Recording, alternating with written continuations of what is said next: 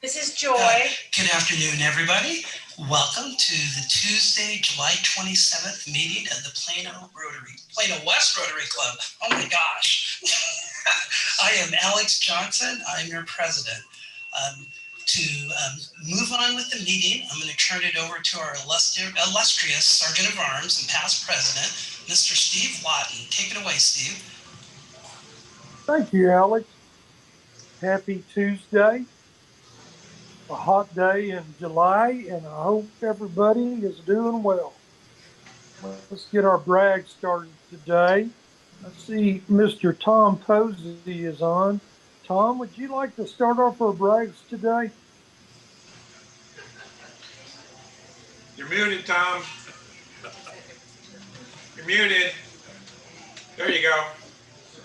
Am I open now? You may. Okay. It's a great day in the neighborhood, and just be glad we're all here together. Thank you very much, Mr. Posey. It's great to have you part of our meeting today. How about Fred Beemendorfer? I saw him in the background of Greek Owls talking. Fred, would you like to brag? I'm just happy to be here today and live, instead of Zoom, but looking forward to many more meetings. But it's nice to be in person. Well, great. Glad you could be a part of our meeting today too. Nancy Humphrey, would you like to brag today? Oh, wow. I wasn't really ready for that. I guess the brag is that I'm excited that the school district is getting ready for a new school year. And this morning I was able to hand diplomas to about 15 summer graduates at Plano East Senior High. So I'm happy for those students. Thank you very much. Yes. Steve. Well, we know it. School's going to be back and rolling. Let everybody know Courtney that she is a Rotarian, and she happens to be a trustee for PISD as well. Courtney, would you like to brag today?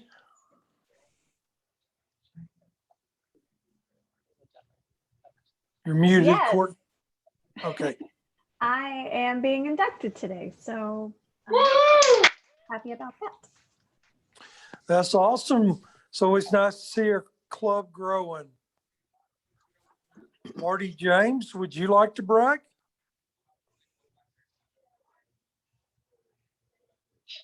Hi, thank you very much. Sorry, I'm on my cell phone in a car in Dallas, and so I can't quite get the system to work.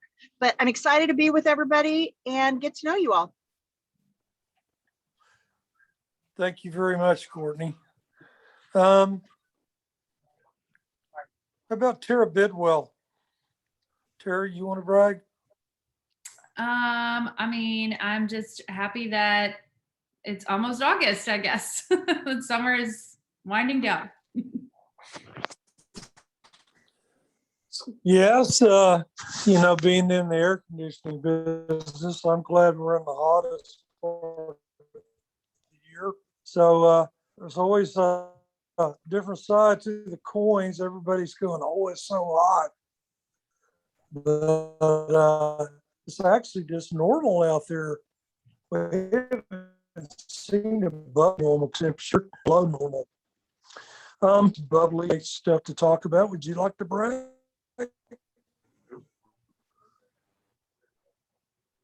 Who was it, Steve? Michelle Thornton. Oh. Hey. Glenn and I went with all of our kids and grandkids to West Palm Beach, Florida last week. So we had a wonderful time chilling on the beach, relaxing, unplugged. It was wonderful. But glad to be back and good to see everybody here today. Yeah, welcome back from sunny Florida. Alex, how are we doing on time? You are awesome. Thank you. We're actually out of time for brags. Great job, Steve. You caught me. Well, next, what I'd like to do is hand it over to our club founder and two-time president, Tom Posey, who is going to lead us in prayer.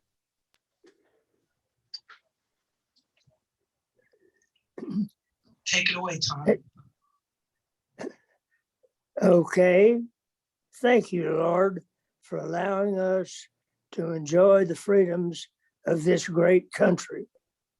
Make us aware of the need to focus on the meaning of our four-way test and the impact that it can have on our daily lives. In thy name we pray. Amen. Amen. Amen. Thank you, Tom. Next, I would like to ask Tara Bidwell. She's going to do some allegiance. Everybody may face the flag. Pledge allegiance to the flag of the United States of America and to the republic for which it stands, one nation, under God, indivisible, with liberty and justice for all. Awesome. Thank you, Tara. Well, now we're going to actually do what everybody knows I call the best part of the meeting. We are going to induct a new member. But before we do that, we're going to vote on her. This will be our first club vote in a hybrid fashion. No, we did it before. I just wasn't here. So it's the first time we've done it with me being in person as opposed to Zoom. So what's going to happen is Zane is going to pop up a voting capability in Zoom, so everybody can vote via Zoom, and then Glenn is going to track our votes here locally. And so I will let Zane tell us when the Zoom, take it away, Zane, go ahead and send word. Okay, there's no, I'm sorry, Zane, to interrupt. For those that don't know, the slide just passed already. We're going to be inducting Courtney, and we're going to be voting for Courtney into our club. And I know everybody on Zoom is going to see the voting thing in front of their faces. So really, this is more for everybody locally or in person. There is a second question. Just ignore that question for now. Just answer the first one. How are we doing?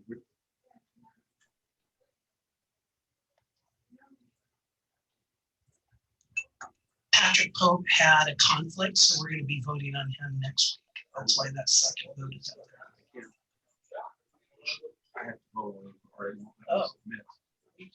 I'll say yes. It's making us vote on both. Yeah. Well, that's okay. Okay. If we vote for him, that's a good thing. We'll just do it again next week. So are we good to go, Zane? Yeah, we have 9 votes, so I think that's everyone who can vote. Awesome. So, more importantly, did we pass? Unanimously, yes. Yay, Courtney! So, you have been voted into the Plano West Rotary Club. Well, now, Courtney, this is, bear with me, I've never done this in person holding a mic. So I will figure this out as I move through the logistics. I got it. I got it now. I have to situate this. So right now, Courtney, I'm so sorry. Okay. Courtney, I am now speaking to you, and you've seen these inductions before, so you know what to expect. So everybody else is in the audience. And for those that don't know, people can either come in person and we'll do the induction or virtually, and we support either way. So Courtney, you have been proposed for membership and the club has elected you. Therefore, it is my pleasure to induct you into the Rotary Club of Plano West. I understand you are aware of Rotary's requirements and will follow them. You have offered your services to assist your fellow Rotarians in the community and international projects. As you know, Courtney, Rotary is a service club, each member performing what Rotary terms as service above self. Besides service, you will have the benefit of powerful bonds of friendship with fellow Rotarians locally and worldwide. I especially commend to your attention the object of Rotary and the 4-way tests, which form the criteria for Rotarians in their daily lives.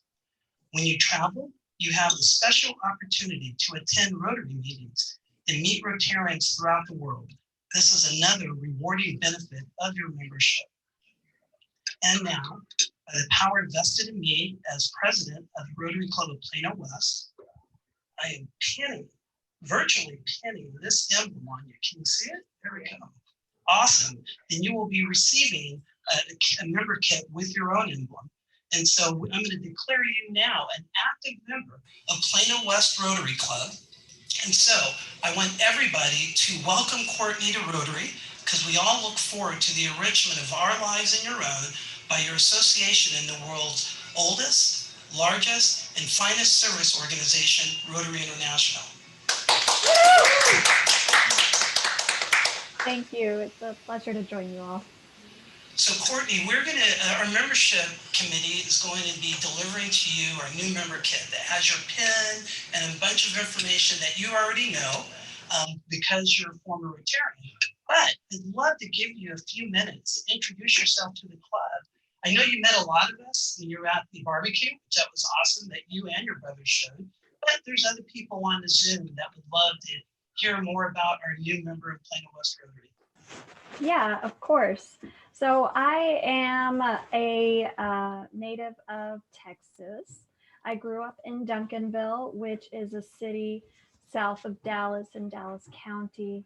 I graduated from Duncanville High School and went to UNT for my undergraduate and my master's. I have a master's in public administration. During my undergraduate, I started a Rotaract Club in 2011 at UNT, and that one is still going strong. Very, very proud of them.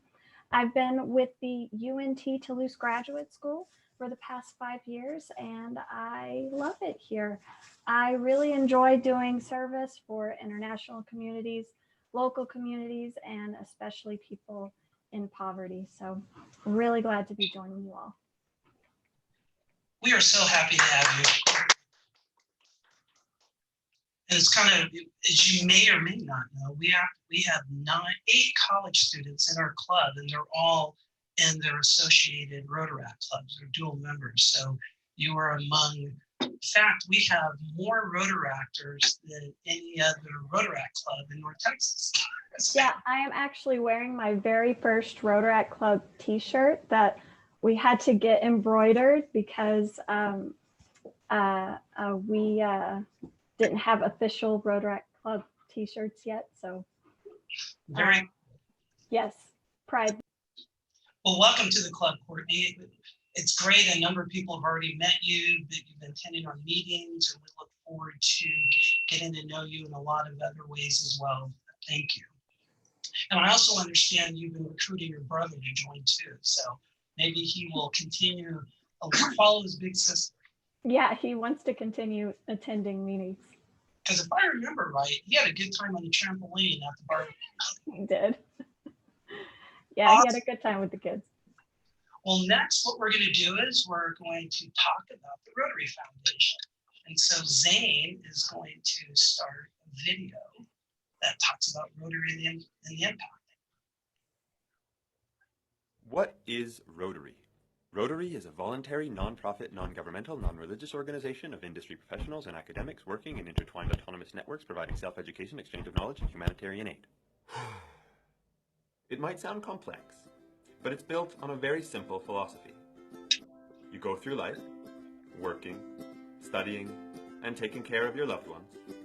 But at some point, you might stop and feel a spark, an urge to not only do good, but to help others as well as yourself. Throughout life, you've had tons of ideas. All of them might not have been the most complex or the most developed, but it's the thought that counts, isn't it? When an idea is introduced into the Rotarian network, and we exchange thoughts, knowledge, and experience, ideas grow along with ourselves and are brought into reality. That is what Rotary is. We know that simple thoughts can become the beginning of something huge and life-changing for millions of people around the world.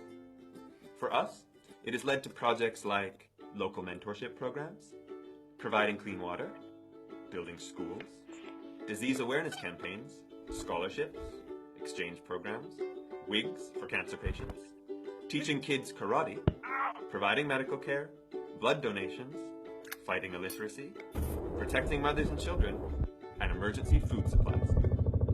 And to think that our first project was a public toilet, and now we're on the brink of eradicating polio.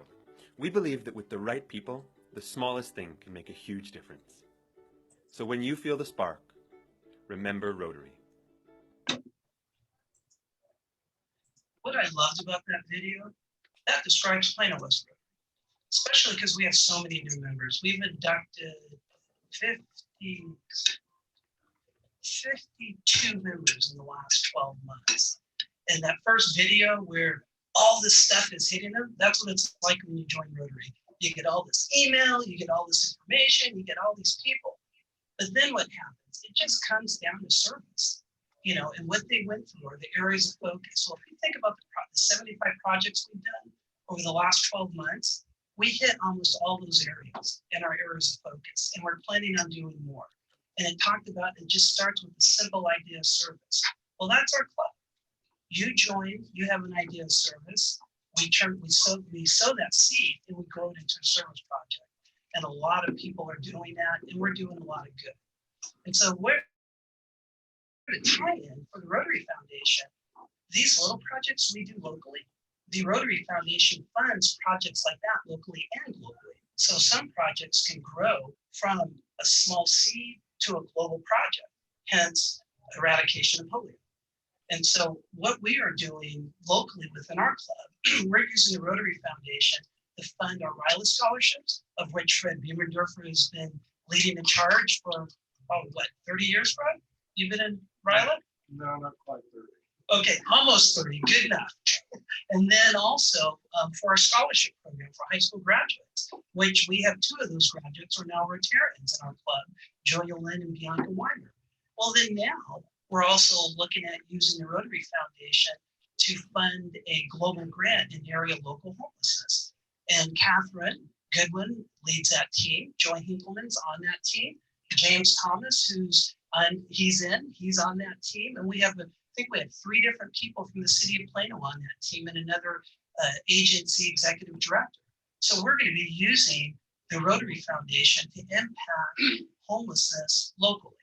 And so once again, it starts with that little seed, and through Rotary, we just grow it to do amazing things. And I really appreciate everybody in our club because everybody makes a difference. So that's our little foundation moment for the day. Next, what I'd like to do is Clevie is going to be leading our membership moment. I don't.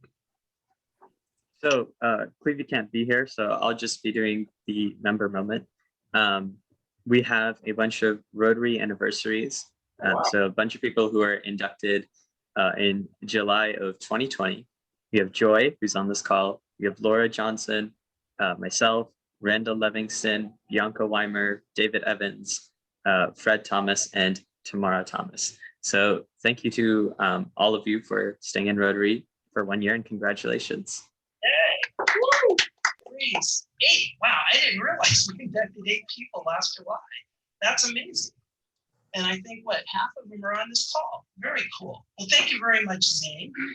So now what we're going to do, we're going to go through club service. And so what I want to talk about is some of the activities that we've been doing in the club. So Rotary waivers. We are 77% of our members have completed a Rotary waiver. So we have 15 left. So 50 people did it. Thank you very much. 15 people have not. Please get it done. The celebration dinner.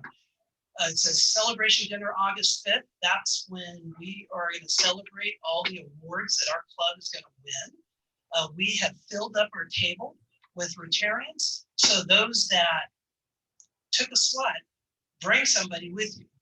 Obviously you have to pay for them. And then other people, I know other people, they signed up too late. They're just going to get it as well. So we will have so I think we're going to have at least 20 people just from what we have signed up. So that's going to be phenomenal. So if you haven't signed up. I think the tickets are $35 each, and it's a dinner, it's a celebration, and you will be the guest of honor. Quarterly dues, they are due July 30th.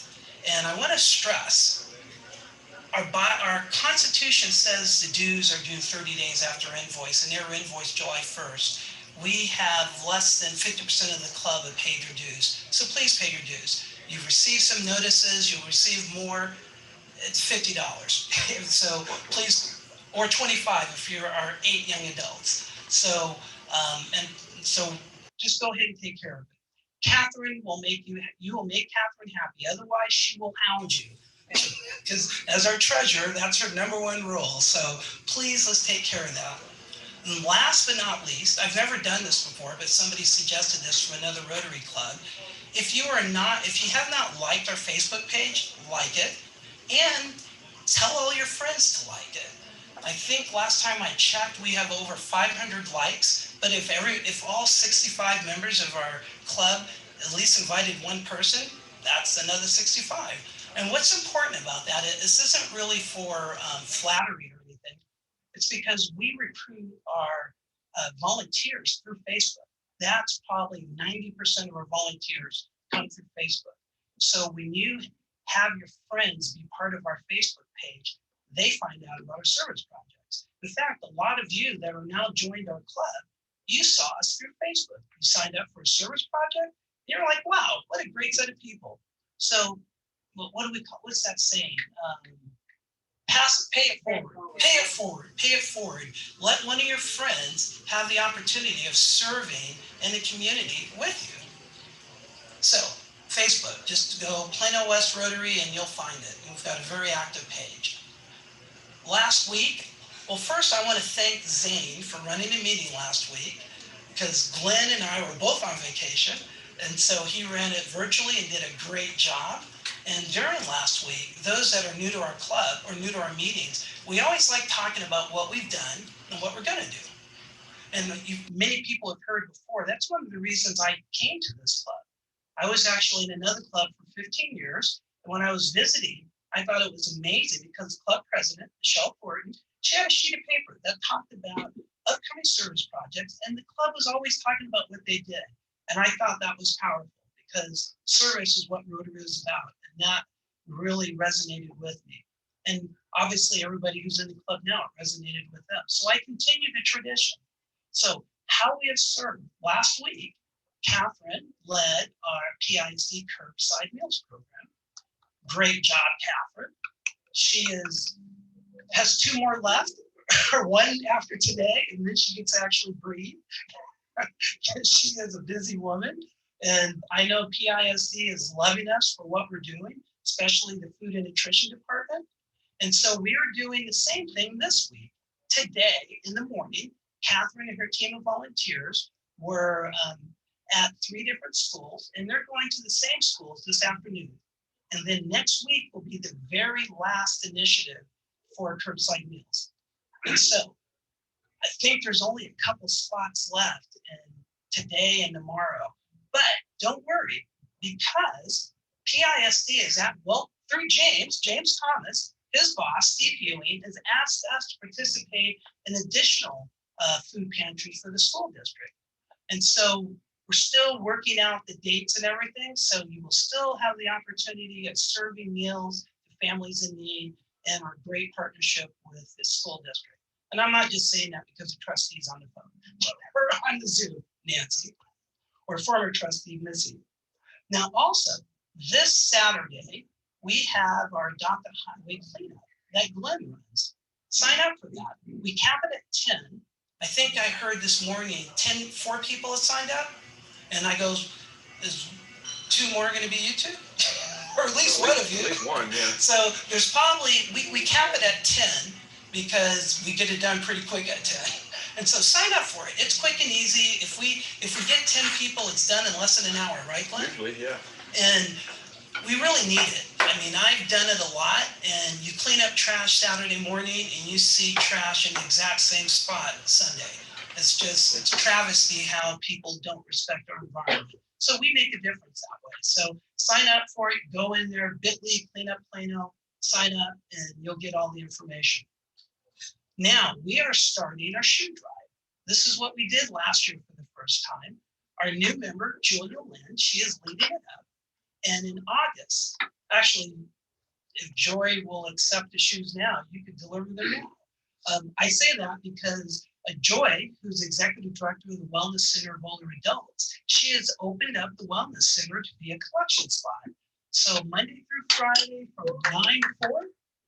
Yay, joy. That is awesome. So you're also going to get a great opportunity to visit the Wellness Center and the Sam Johnson Recreation Center. So drop off used shoes. If you go into the sign up, you can sign up for how many you want to bring.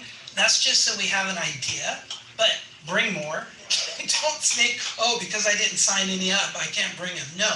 Last year we collected over 3,000. I think I don't remember. something, it was a year ago. We had a pandemic since then, so we kind of can't remember the details. But I do know we have a minimum goal of 2,500. But if we go over 3,000, that's great. And we're going to be doing this through October. So just so you know, we collect these shoes. They're being used to, they're being sent to underserved countries. Last year they went to Haiti and they started small businesses, micro entrepreneur businesses. You'd be amazed. People in third world countries, they can use shoes that we are willing to throw away and they can wear them for a year or two. So they actually sell them. So this is an international project for our club, and it's supporting local economies, which is one of the Rotary's 7 areas of focus. Well, then we get 40 cents a pound for the shoes. So it's not a lot. But what we're going to do this year, we're going to donate it to the Rotary Foundation to help us fund our as I mentioned before, our RILA scholarships, our high school scholarships, and to help support our global grant in the area of homelessness. So we're really hitting Rotary's area of focus of local economies, both locally and internationally. And you're doing that just by donating a shoe. You don't have to buy anything, just clean out your closet. So you have between now and October, tell your friends, the more shoes we collect, the more we get to benefit people. And visit the Wellness Center for older adults. I'm giving them a plug for one, Joy's awesome. 2, our club's been supporting that organization for over 30 years, and they're going to be our drop-off spot. And any kind Alex, I have a question. Is any kind of shoe okay, like heels, or are we looking for? Anything, as long as it's usable. So they say gently used shoes. So if it's broken, no, unless you're going to give them a repair and then put them in. But they have to be usable because obviously they can't resell the shoes in a different country if they're not usable. So great question. And like I said, Julia Lynn, who is one of the youngest Rotary members in the world, she just turned 18 in June. And she's also a former interactor and a soon-to-be Rotaractor. And Riley. So she's running a project. She actually ran it last year. So she knows what to do better than anybody in the club. Then last but not least, we are doing at least one more COVID awareness block walking. It's on August 14th. You can sign up through there. Now, with this 4th wave coming, the city might ask us to do more. We thought we were coming to the end of COVID, but obviously, as we all know, that's not the case. But where we're at today, this will be our last one. But, we volunteer at the pleasure of the city. So if they come and they ask us to do it again, we will, because Plano West Rotary is here to serve. So with that covers all the club business. Is there anything I forgot that I didn't put on the slide? It's not like that's enough, right? That's enough. Well then, that means we're going to get a little extra time for our guest speaker. So with that, I'm going to turn this over to our guest introducer, fellow Rotarian. I have known Nancy, I don't know, over a decade, because we were in another Rotary club together. And she has been an advocate for the school district, and a lot of times things that we do through the school district, Nancy is our advocate in helping us get it done. So Nancy's been a longtime friend of mine. She's an awesome Rotarian and a great person. And she knows the presenter a tiny bit. So I thought she might be somebody good to introduce her. So with that, I'm going to turn it over to Rotarian and PISD trustee Nancy Humphrey to introduce our guest speaker. Take it away, Nancy. Hey, Alex, thank you so much. And Plano West Rotary, thanks for having me again. I think last time I was here was with Jerry Chambers back in April. So I'm glad to be here again. I'm here because I'm going to introduce our speaker, and she's a very close friend of mine. And I think everyone in the room probably knows or has heard of Missy Bender. And Missy joined Raise Your Hand Texas in 2018, and she serves as the statewide trustee in residence, as well as the regional advocacy director in Collin, Denton, and Rockwall counties. And I'm going to let her tell you about Raise Your Hand Texas, so you'll learn more about that. Prior to that, Missy served 13 years as a trustee on the Plano ISD school board, and 3 years of that she was president. And over the course of her elected service, she promoted future-focused strategic planning efforts and the transformation of instructional and learning strategies, as well as the addition of full-day early childhood program in Plano ISD. With an interest in statewide legislative advocacy, Missy partnered with other trustees and superintendents to inspire statewide trustee colleagues to move away from solely compliance-based governance to a visionary view that enables each student to maximize his or her potential, personal potential. So over the course of 7 legislative sessions, Missy led legislative accountability and school finance advocacy efforts. And I know that she did because she knows her way around that Capitol building, and I tromped through the halls with her.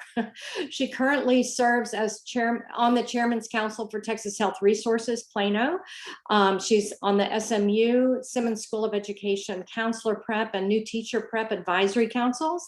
She's on the Board of Directors for the Plano ISD Education Foundation and the Endowment Campaign Chair for our upcoming Plano ISD Robbie and Lenore Robinson Fine Arts Center. And she's also a sustaining advisor to Junior League of Collin County. So she just sits around by the pool and eats bonbons all the time. Anyway, she received the Outstanding Leadership Award from Texas Association of School Boards. She was recognized as Girl Boss by Plano Magazine, and she received the Distinguished Leadership Award by Leadership Plano. And most recently, she was named Citizen of the Year by the Plano Chamber of Commerce. She has a Bachelor of Business Administration degree in marketing from SMU, and she married her college sweetheart, Doug. Their daughter, Maddie, graduated from SMU and is pursuing her master's degree in accounting. So please join me in welcoming Missy Bender. Thank you, Nancy. So good to see you and all of my friends here. I miss you guys, and I appreciate the chance to introduce you to what I'm doing now and who I'm working for. So let me share some slides that I have for you. Can we see those? Okay, good. So my organization is called Raise Your Hand Texas. And as I introduce you to who we are, let me tell you a little bit about why I got interested in advocacy. I think it probably started when I was going to Plano East Senior High. I was in the first class at Plano Senior High at Plano East to graduate. And my junior year, we were the only kids there. There weren't any seniors, it was just us. And this was back in 1981.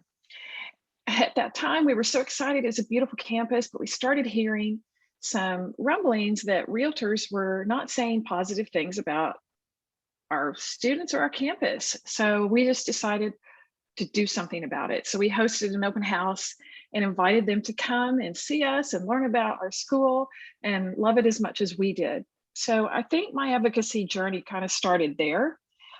It continued as I served on the school board, and I became a Rotarian at Plano Metro, and I was in the club for about 13 years until I became president of the school board, and I just couldn't manage all of it. So you probably have a similar advocacy story, something that matters to you. Our founder of Raise Your Hand Texas and funder has one as well, and he is Charles Butt. He's the chairman and CEO of HEB. Are we all excited that HEB is coming to Plano? I know I am. So just think, when you're shopping there, you're actually supporting public education, because in 2006, he started our Foundation. It's a 501c3 nonprofit that we support programmatic initiatives. So we invest programmatically in teachers, leaders, and school districts to identify, pilot, and scale big improvements in public education.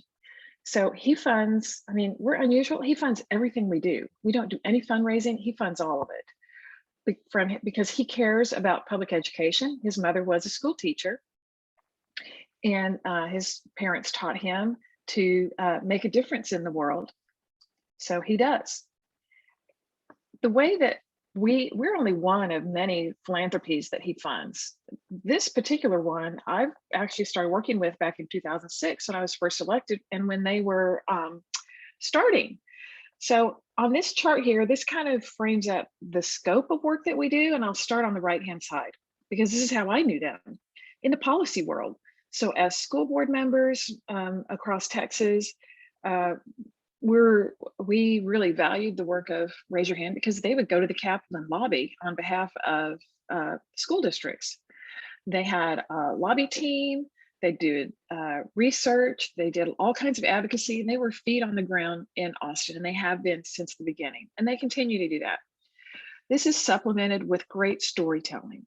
In order to, move the needle on issues, it's important to tell a story that people can understand. So we have a great in-house marketing team. We have our own agency inside our organization that develops all of these incredible graphics and video content to help us shape the narrative about public education.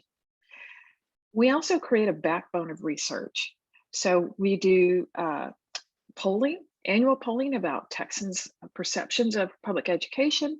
We did some recent polling of teachers, and this data helps us to inform our own policy positions, but we also share it with other organizations that care about pub ed, and we just want to understand more about what's happening in the space, and it might inform their public policy positions. So we provide all of this data free to anyone. On the programmatic side, this is how, I'll talk a little bit more in depth about these in just a second, but we invest heavily in programs. So this means through grant processes, we provide, just like through the Rotary Foundation, you provide grants, we do the same thing. We're a foundation and we provide grants to others. I'll go in detail in a second. And then advocacy, this is the new work. This is what I've been doing that's brand new and nobody else does in Texas. So let me speak generally about some of our initiatives because you may know people who want to take advantage of these. Raising Texas Teachers is about a 3-year-old and $50 million initiative. So this is 500 scholarships per year for people who want to become teachers. So this is affecting the talent pipeline. And we have partnerships with universities across Texas where we provide $8,000 a year for undergrad, $10,000 for graduate school for these candidates to elevate the teaching profession and increase the pipeline. We have from the very beginning invested in principal leaders. We send 100 of them per summer to the Harvard Graduate School of Education for an in-depth professional development program. We have over 1,300 principals that have gone since the inception. And then we bring them together annually to build on that foundation at an annual symposium. So this chart represents where they're located. Raising Blended Learners is where we're investing in school districts.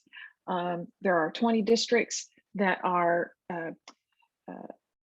involved in piloting and scaling student-centered blended learning. So this is incorporating face-to-face teacher instruction and online technology. Up here in North Texas, the 2 districts that I work with that have just recently been awarded this are Louisville and Denton. This is the new work, grassroots advocacy. So if you think about a nonprofit, as you guys well know, you're always raising money. And so it's really, really hard to, if you're trying to influence public policy, it's hard to spend money sometimes. And, because of our structure and our funding system, our funder has agreed that grassroots advocacy is critical to affecting statewide policy on public education. So there are 13 people like me across Texas that are basically your hometown connection to public education advocacy. This is an assortment of my colleagues. We've just hired 3 more. We have 10 here, there are 3 more coming, and we're all across Texas. I'm covering Denton, Collin, and Rockwall. So what do? Basically, we engage and we educate people in order to activate them to shape education policy. Okay, so Nancy is an elected official. She can lobby. I used to lobby, which is just, here's the definition of lobbying. You ask a legislator to support or not support a particular bill number, okay? I can't do that anymore in my role because I'm not hired to be a lobbyist. I advocate, and I will train you to be able to lobby on the issues that matter to both of us. So the way that we do that is over a 24-month cycle. If you think about the legislative process, it's every other year, all right? And that orange category called activate, think of that as a legislative session. It just ended, right? It happens in another year and a half. Well, leading up to that, I need to educate you about lots of things going on in pub ed. Then I need to engage you in expressing support so that during session, we can activate you to use your voice to help influence policymakers. Once we complete this cycle, it starts all over again. So in the cycle, what does that look like? Here are a bunch of examples. Building relationships with grassroots organizations. These might be like chambers, organizations that have existing government affairs staff, and grassroots. Like right here, this is a grassroots connection where I'm connecting directly with you. And you're a constituent and asking you to connect with me so that you can influence legislators on public education. We inform others with the positions that we have. What do we believe? What do we prioritize in the legislative session? And another example is the polling data. So this is fact-based data that is informative. Through our marketing team, we promote positive stories. So we have podcasts, video blogs, we do email newsletters, we do all kinds of content to create positive stories about public education. We leverage media. This one on the left is a press conference that I hosted in Dallas ISD when we were trying to influence an issue-based campaign, which I'm going to show you in a second. We'll issue press releases, we'll do issue-based campaigns. So this is like a whole marketing program around a particular topic. Here locally, we did something similar with taxparency when we were a couple of years ago really trying to get people to understand what was happening with their tax dollar. They thought it was going to the school district doing one thing, but it really was doing something different. We'll do op-ed submissions. We'll teach you how to do an op-ed submission. Here, I'm going to show you this little presentation of different things that we did, all related to getting the federal stimulus dollars to school districts. This is an issue-based campaign. We have the ability to manage this statewide, and we did.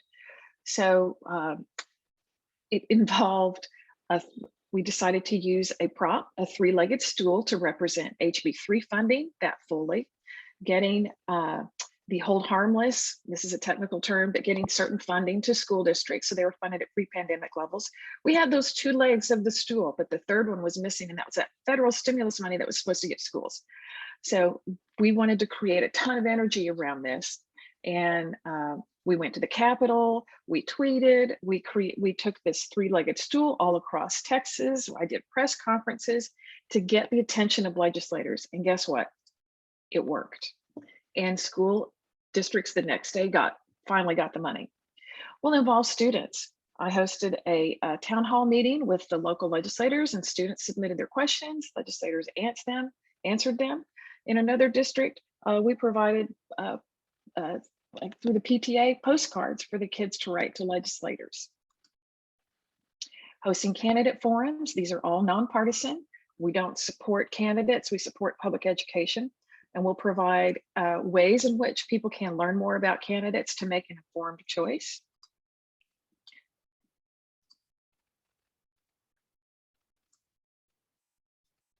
We'll train advocates.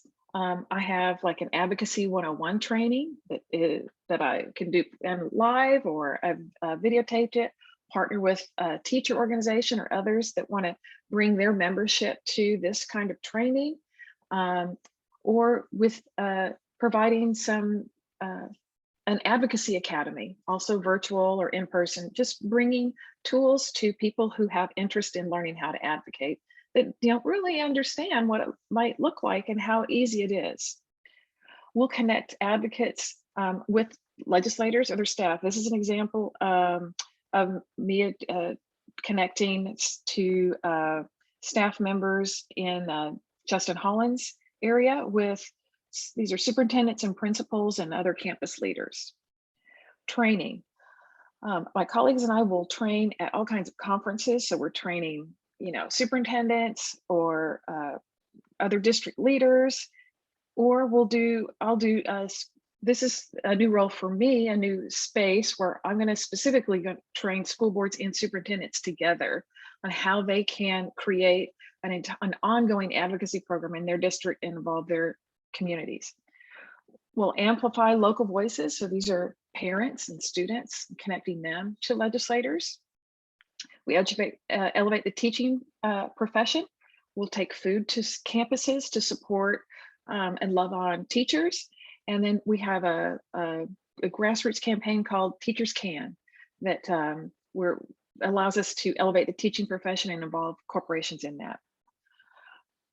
We train principals that want to learn how to advocate. We bring them together for a 2-year cohort. We pay for everything, and we teach them how to grow advocacy and connect parents and students with civic engagement on their campus. All of our work is organized around our legislative priorities. The things that we care about are school funding. We believe that money matters. We believe that public dollars must remain in public schools.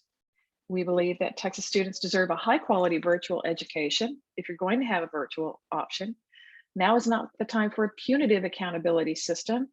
All communities in Texas deserve an equal playing field. And charter schools get more money than the traditional counterpart in the ISD. We think that it needs to be a level playing field. We want to strengthen the teacher pipeline. Now, all of those things are examples of ways that we educate and engage people for the purpose of mobilizing and activating them during session.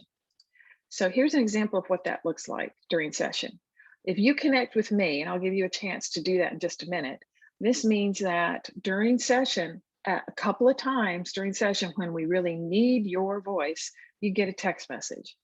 And it would say, hey, like at the beginning, action alert. Public schools are due billions of dollars. Tell lawmakers to make sure those dollars go to education. You click that, you get a message, you fill in your information. It sends a message to your legislator based on your address. This is good for getting the attention of legislators on a particular topic. Other times, I may ask people to make phone calls that have relationships with legislators. This session is the first time that we've used this. And we were able to, all of these little bodies represent 23,000 advocates from across the state that use their voice to influence the 2 topics we really worked hard on, getting the federal stimulus money to schools and opposing test-based funding. So every week during session on Friday, we keep people informed with this new e-newsletter. This particular week, it'll tell you like 5 things to know and just 1 thing to do. So it's a great, simple summary of what's happening in Pub Ed at the Capitol that week. So we believe if you care about the future of public education, you can connect with us to get the information, and we'll help make it easy for you to use your voice. If you want to join us now, you can take out your phone and you can scan this QR code. Everybody's familiar with this, doing this with the menu at the restaurant now. You can scan that, and then it just asks you for some basic information so that we can, and how you want to receive information. Do you want to get a text message during session? Do you want to get our e-newsletter content about public education? It's all nonpartisan, and you can either use that QR code or you can connect with me. There's my cell phone and my email address. And we have all of the social media channels if you want to follow us on Facebook, Twitter, Instagram. I think they're even launching a TikTok. So at this time, I will stop my share so I can see all of you clearly. And I'm happy to answer any questions that you might have.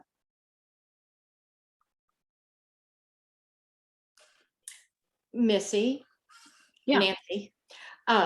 I would just say to the audience that what Raise Your Hand Texas is doing is amazing for our school districts and giving amplification to our legislative priorities. So if you want to learn about your school district's legislative priorities, please visit the website. I know many of you are PISD or Frisco ISD constituents. So check out our websites and see what your local school district is trying to get done legislatively. I can't talk. You know, here's the thing that I know. Policymakers, when I say policymakers, I'm talking about your senator and your state house representatives. They'll listen to people like Nancy and the superintendent to a certain degree. But you know who they listen to more is you. You are the voter. And you are the voices that can influence them to move off of one thing and onto another thing. If all of the people who have a voice would use it, let's say teachers, if all of the teachers were to organize around a common idea, they would move every election, every single one, simply because of the volume of numbers. The same is true for, you know, Rotarians, for instance. If all of them were to care about the same thing and be involved in legislative advocacy and use that voice and into the process, and it's not that hard. If it feels daunting, then call me and I'll help you. You know, I'll hold your hand, I'll walk you through the process. So your voice, it matters so much. And it looks like we might be getting some questions here. Okay. Were you successful in giving the stimulus money to school districts? Yes, we were. We were successful. And it was like $19 billion. It's a lot of money. So now every school district has I say every, there are a couple of exceptions,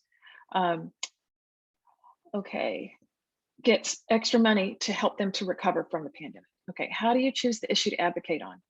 For my organization, it's based upon ultimately Mr. Butt and what he values in public education. So we'll do research, independent research, and present him with priorities. His number one priority is always going to be to keep public dollars in public schools. So he originally started because he was upset about vouchers and taking public money for private purposes.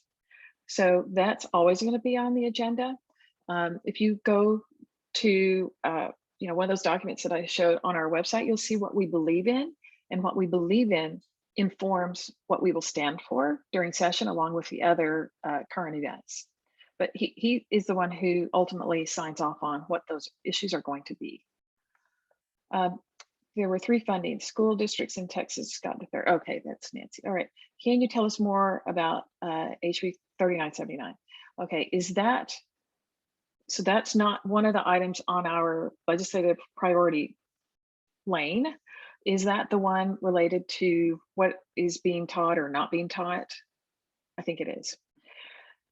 Unfortunately, that's outside of my scope of expertise. And so I'm not going to be the best resource on that topic. Let me try to think of one that would be.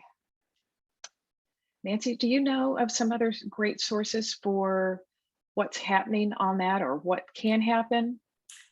You know, I haven't really read the bill. I know that it passed during the session, and the special session, I think the governor put on his initiatives to actually reinforce some of the the focus of House Bill 3979, because I don't think it included the language that he was looking for. And that is the bill that is discussing what can be taught in social studies, and it relates to the critical race theory. So it's a very controversial topic right now. And between you, me, and the fence post, I wish that he had looked at the electrical grid across the state of Texas rather than critical race theory, but I shouldn't have an input there. Well, what I can say, even though I'm not like expert, that's not one of the topics that my organization is studying right now. I can help you use your voice on that topic as it matters to you. So if you want to know how do you do that, you know, call your state senator, call your state rep, email them and tell them what you do or don't want them to do. You know, this isn't something that your local school board gets to decide. This is a state level issue right now. So that's where you should apply your voice. You could organize people together, do your own little rally. I mean, there are lots of ways that you can get attention if that's something that's important to you. Missy, I'll just throw in one comment for everyone.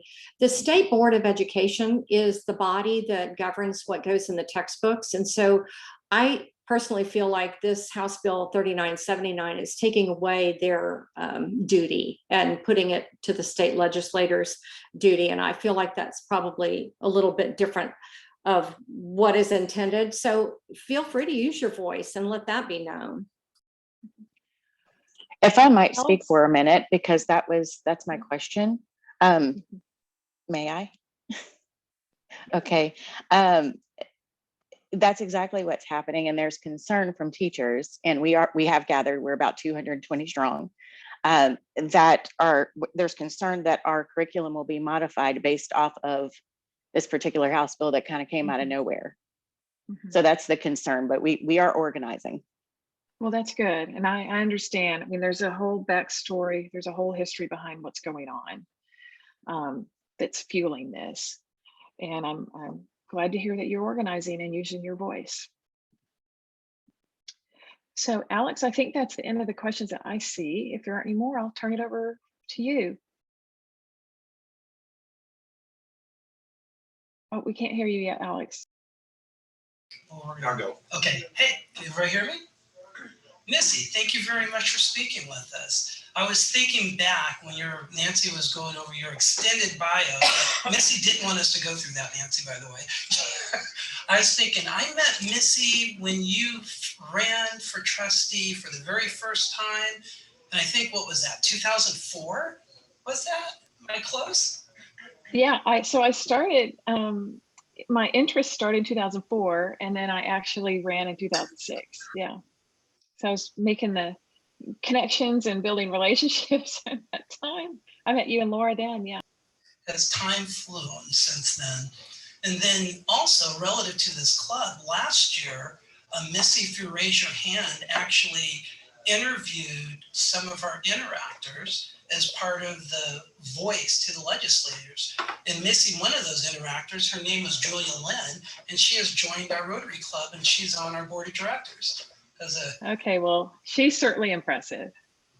Definitely. So I've known Missy for a long time. I knew about Raise Your Hand, but wow, listening to your presentation, you do like 1,000 times more than I thought you already did.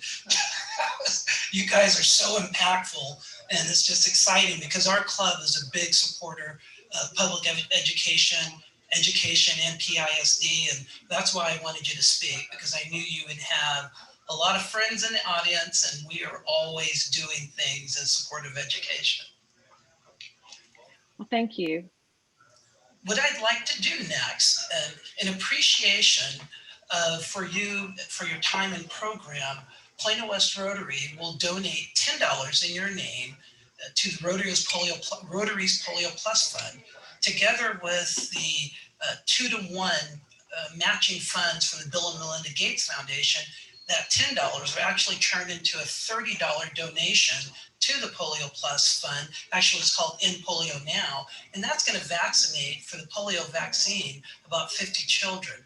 And a lot of people may not know this, but we always make sure we let them know that Rotary is using the infrastructure that we have for vaccinations all over the world as part of the COVID-19 vaccination process. Because no different than with Polio Plus, it's in the third world countries, the underdeveloped countries, they're not getting the vaccinations. They're at like 3% vaccinations. And so this structure that Rotary has had for what I think since the 70s is being utilized for COVID-19. So your donation is going to be supporting both Polio Plus and COVID-19. And I know you know a lot of this because you're a former Rotarian, but here's another donation in your name towards Polio Plus. That's fantastic. Thanks so much. You are so welcome, and thank you for speaking to us. Well, last but not least, how we always end our meeting. Oh, I keep on skipping it. I do this every week too. Next week, we are having Joe Vi and Jessica Jackson. They're going to be talking about the Balloon Festival, which is going to happen this year. And so, assuming nothing gets worse with COVID. And so they're going to tell us about how the Balloon Festival is going to be changing relative to COVID and how people can get involved. So once again, I would encourage everybody to come and listen because it'll be a great program and we all love the Plano Balloon Festival. So with that, to close out our meeting, I'm going to ask our past president, Michelle Thornton. She's going to lead us in the four-way test. I got recruits here with me. So please join me in the four-way test of the things we think, say, or do. First, is it the truth? Second, is it Fair to all concerned. Third, Will it build goodwill and better friendships? and fourth. Will it be beneficial to all concerned? Rotary! Thank you very much, everybody, and have a fantastic week. Bye.